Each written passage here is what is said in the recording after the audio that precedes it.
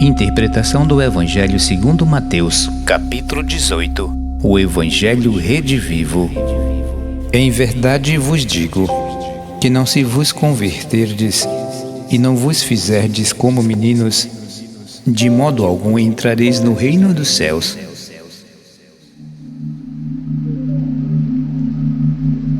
Não haverá nenhuma possibilidade de avanço espiritual enquanto não se realizar no aspirante uma conversão, uma mudança, uma transformação de consciência.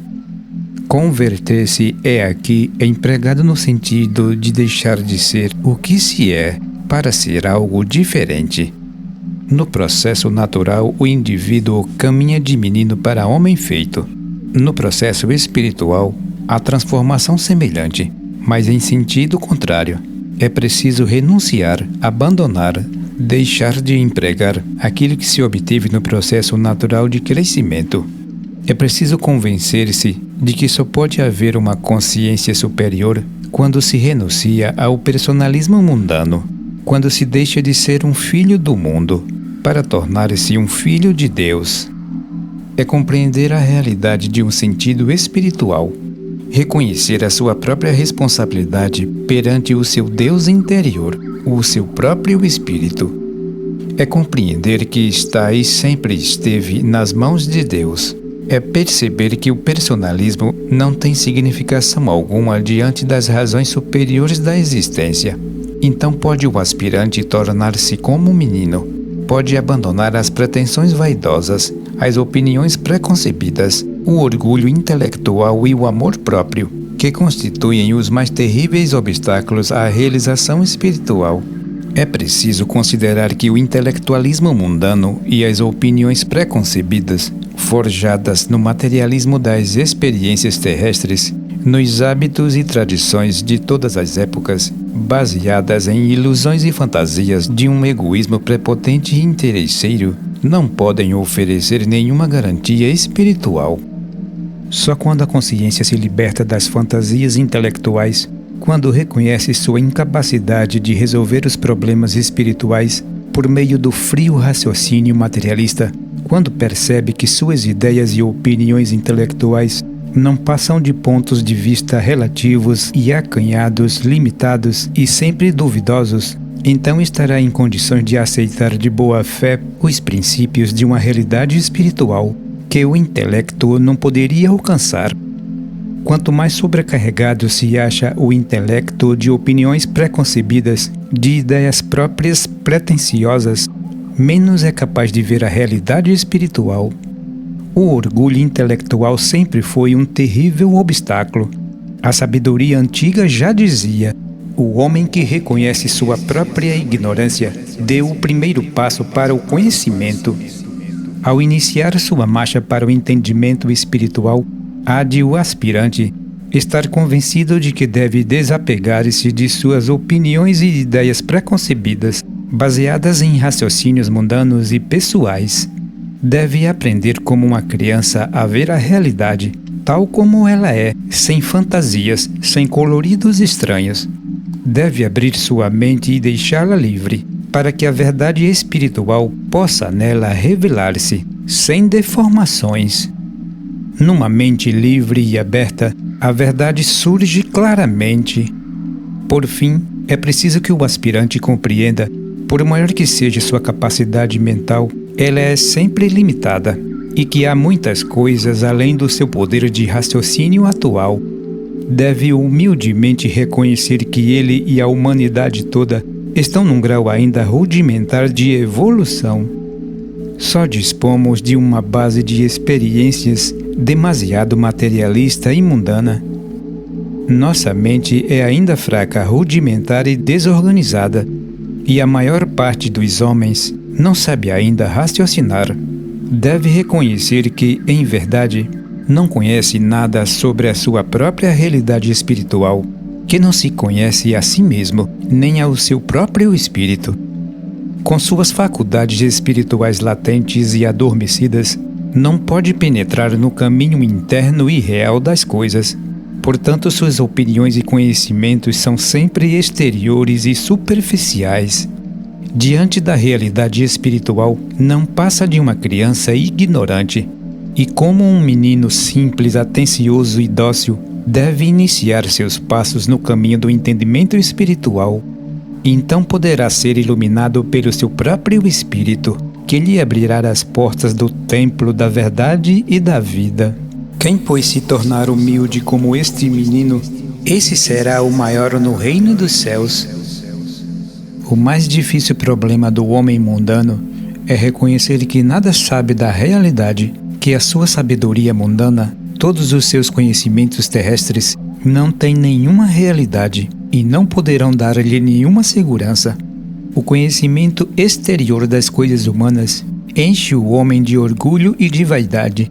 Julga-se sábio porque aprendeu alguma coisa.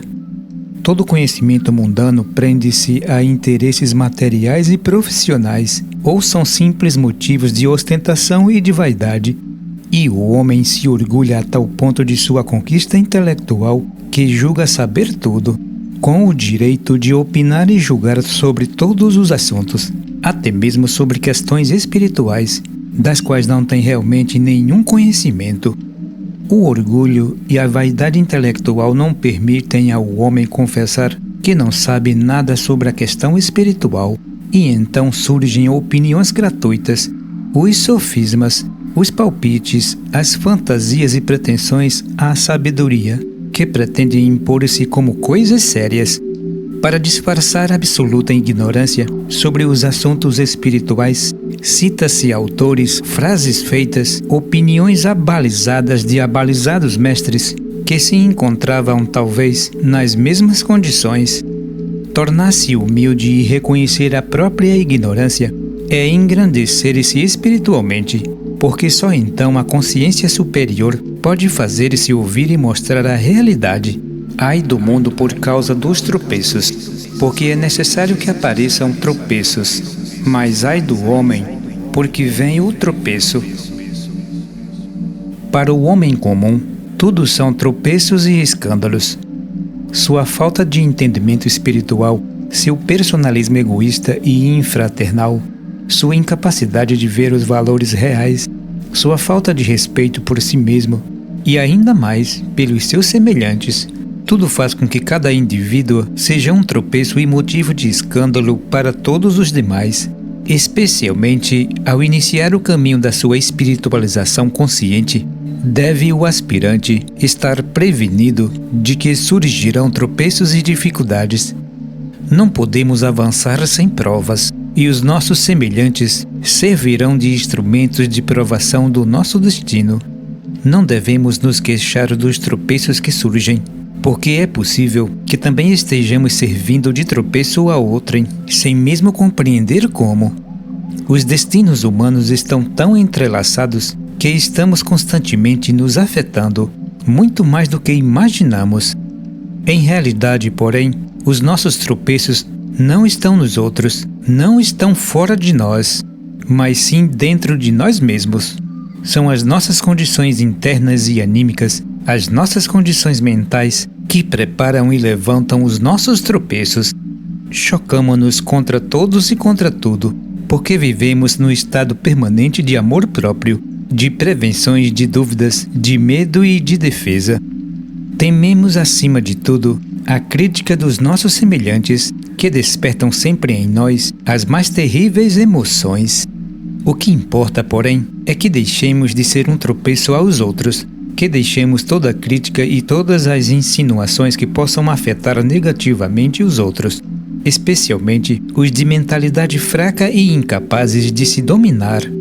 A nossa palavra, as nossas atitudes, o nosso exemplo, porém, podem servir de grandes tropeços aos outros, e nesse caso assumimos uma dura responsabilidade espiritual. Que vos parece?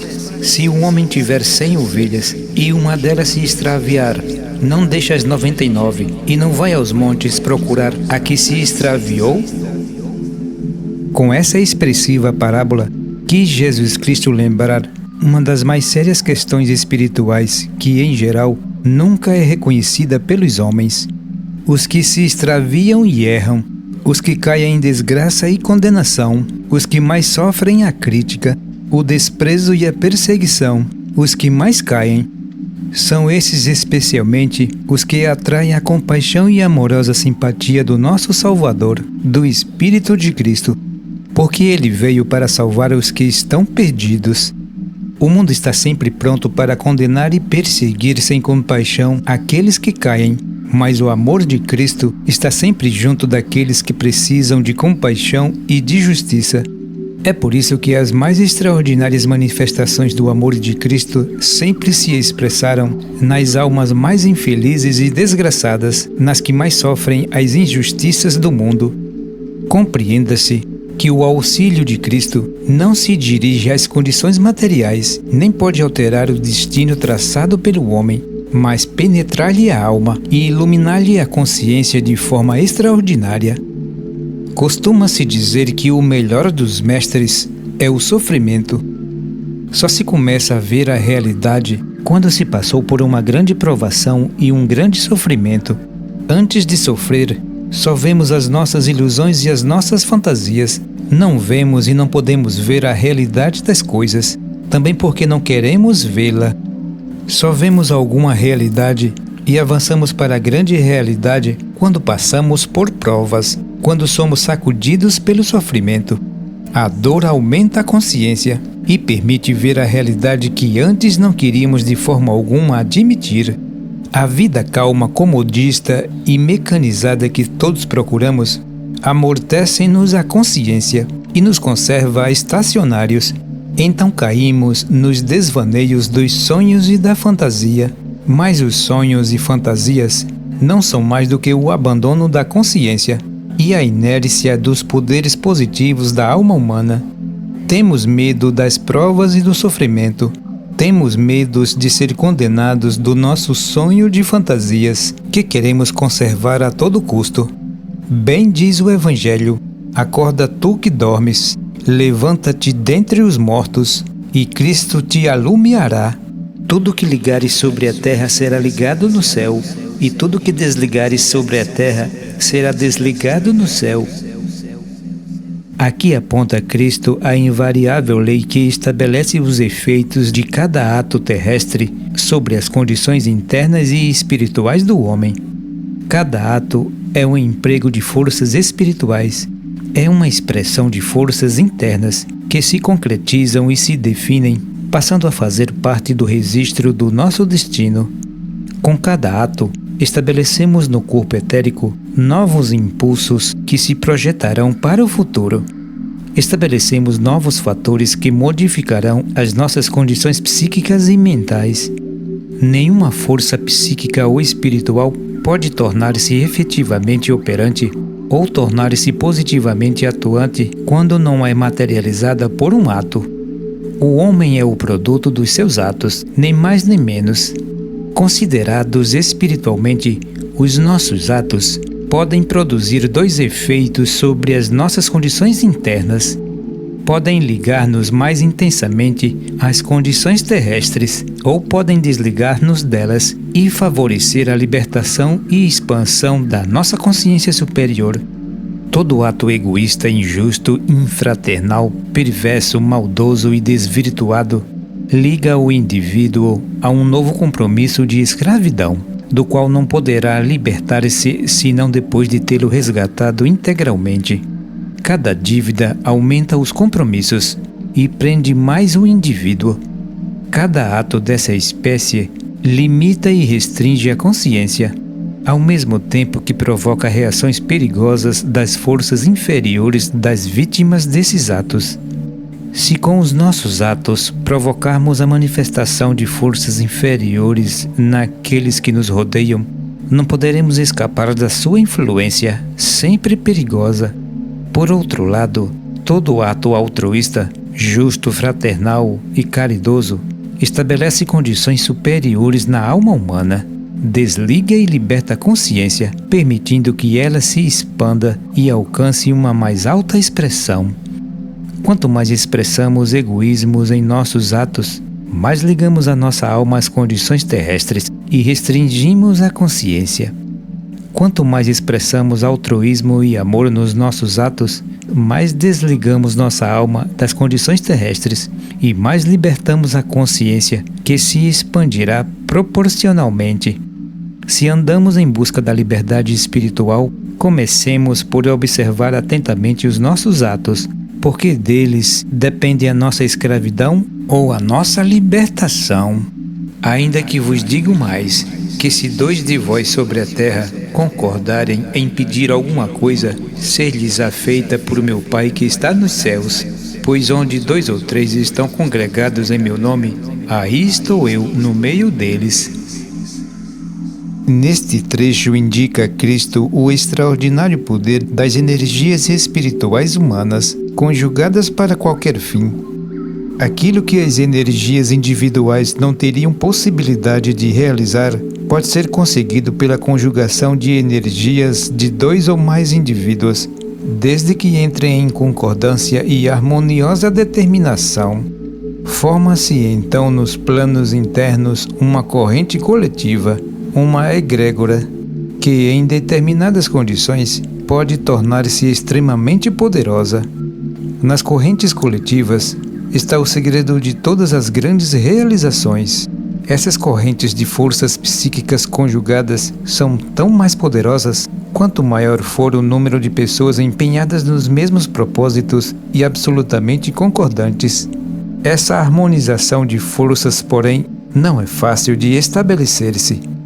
Uma das condições mais difíceis de conseguir neste mundo é que 2 ou 3 indivíduos estabeleçam entre si uma completa concordância e harmonizem suficientemente as suas forças psíquicas. É tal o estado de separatismo e de egoísmo dos homens nesse estado de evolução, que é extremamente difícil encontrar-se 2 que estejam dispostos a concordar na conjugação completa de suas energias para um fim único e determinação, mesmo que seja para o seu benefício comum.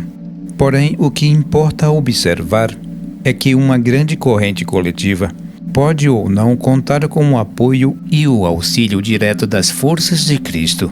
Contará com o seu apoio e auxílio se for organizada e dirigida em seu nome, isto é, se a sua finalidade estiver de acordo com o seu plano e o seu trabalho de libertação e de salvação. Naturalmente, as correntes coletivas que contêm o apoio e a proteção das forças de Cristo constituem os seus instrumentos de ação regeneradora e libertadora. Em todos os tempos, têm se constituído correntes superiores e, por meio delas, tem Cristo realizado o seu trabalho no mundo. Dessas correntes depende o avanço e o sucesso do seu plano, que estaria muito mais avançado e desenvolvido se essas correntes fossem em maior número e mais poderosas. Não há nada mais importante para o mundo do que a formação de novas e poderosas correntes coletivas em nome de Cristo. O seu plano de libertação só poderá realizar-se com a livre e espontânea colaboração de homens de boa vontade, dispostos a oferecer as suas energias harmoniosamente conjugadas, altruisticamente para o bem coletivo. A nossa fraternidade foi organizada com essa única e exclusiva finalidade superior. Constituímos uma congregação de indivíduos que devem dispor-se a oferecer as suas energias espirituais, a sua vontade educada, sua imaginação criadora, para a formação de uma corrente coletiva que sirva de instrumento de expressão das forças de Cristo em todo o ambiente social, dentro e fora da fraternidade. Não sustentamos ideias pessoais e particulares. Não temos pretensões nem interesses mundanos. Não esperamos famas, nem poder, nem grandezas.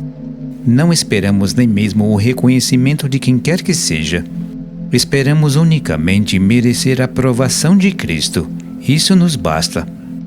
Cada um dos nossos irmãos da fraternidade é um elo da nossa corrente. E como é natural, pode ser um elo forte ou fraco, de acordo com a sua compreensão, a sua boa vontade e a sua dedicação. Pelo que foi exposto, compreende-se que, para uma cooperação eficiente, não é necessária grande capacidade intelectual, mas é indispensável a capacidade de sentir e de amar, o desejo sincero de servir fiel e nobremente aos interesses coletivos. É com o coração que se presta à corrente da fraternidade, a melhor e mais segura colaboração. E sem ela, todo serviço intelectual ou social estaria comprometido e prejudicado. Sem o amor por todos e por tudo, não se conseguirá estabelecer uma ligação positiva com a nossa corrente coletiva, nem se poderá esperar dela nenhum apoio efetivo. Senhor, quantas vezes pecará meu irmão contra mim? Que hei de perdoar? Será até 7 vezes? Respondeu-lhe Jesus: Não te digo que 7 vezes, mas até 70 vezes 7. É claro que com esta resposta quis dizer Cristo que devemos perdoar sempre, seja o que for que nos façam. Não há nada mais perigoso para a evolução espiritual do que o ressentimento, o ódio e o desejo de vingança. Quando a alma humana vibra nesses estados emocionais, começa a perverter e degenerar as suas próprias forças e, se persiste nisso, caminha invariavelmente para a ruína psíquica e mental. Nesses estados emocionais, a consciência desce aos planos mais baixos do mundo de desejos, onde é envolvida pelas forças desintegrantes de repulsão, e as consequências serão desastrosas. Nessas condições já não se pode raciocinar com lógica e bom senso. A consciência desintegrada já não pode controlar-se e dominar a situação, e o indivíduo é arrastado a excessos e violências de toda a ordem. Todas as loucuras humanas são consequências do desencadeamento dessas forças inferiores descontroladas. Guardar ressentimentos, odiar e desejar vingança é despertar essas forças demoníacas da natureza inferior. É abandonar a consciência e a razão às forças da fatalidade. Perdoar é, pois, a única forma de garantir e manter-se em segurança. Os que não aprendem a perdoar arriscam-se a consciências fatais e imprevisíveis. O desenvolvimento espiritual e a expansão da consciência tornam-se impossíveis quando o indivíduo se abandona para as forças inferiores de repulsão.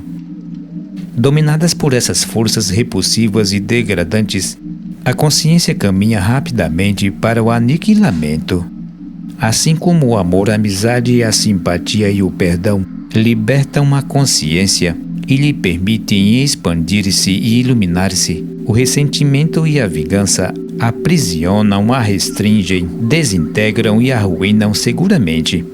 Perdoar é um bem que se faz a si mesmo. É por isso que Cristo aconselha que se perdoe sempre.